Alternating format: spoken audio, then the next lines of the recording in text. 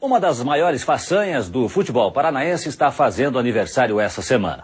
Há 30 anos, um atacante do Atlético só não fez chover em uma partida pelo Campeonato Paranaense.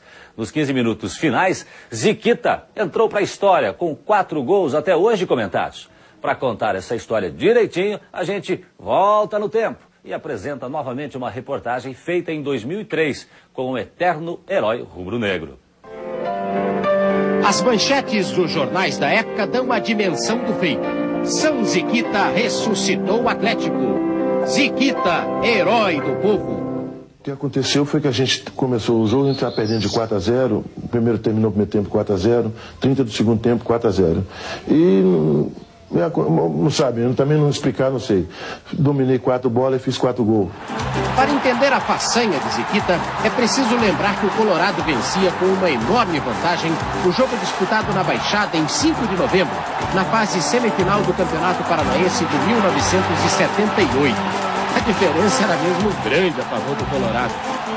4-0, até começar o momento de glória do artilheiro. Tudo aconteceu nos últimos 15 minutos daquele jogo. A gente estava perdendo o jogo de 4-0, os torcedores já estavam até saindo e indo embora.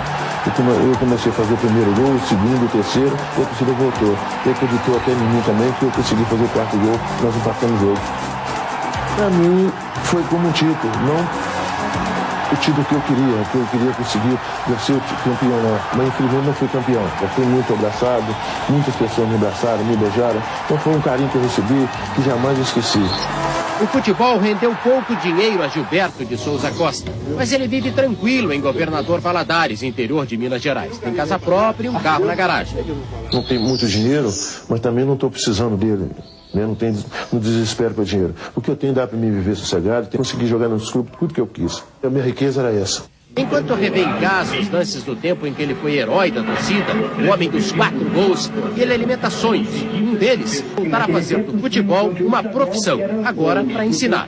Eu gostaria de mexer com futebol, porque eu sou um cara que já joguei em 15 clubes, eu tive muitos clubes fora do Brasil também, então condições eu tenho. Sonhos e projetos de quem um dia acreditou que nada estava perdido e provou que a realidade também tem seus momentos de magia e encantamento.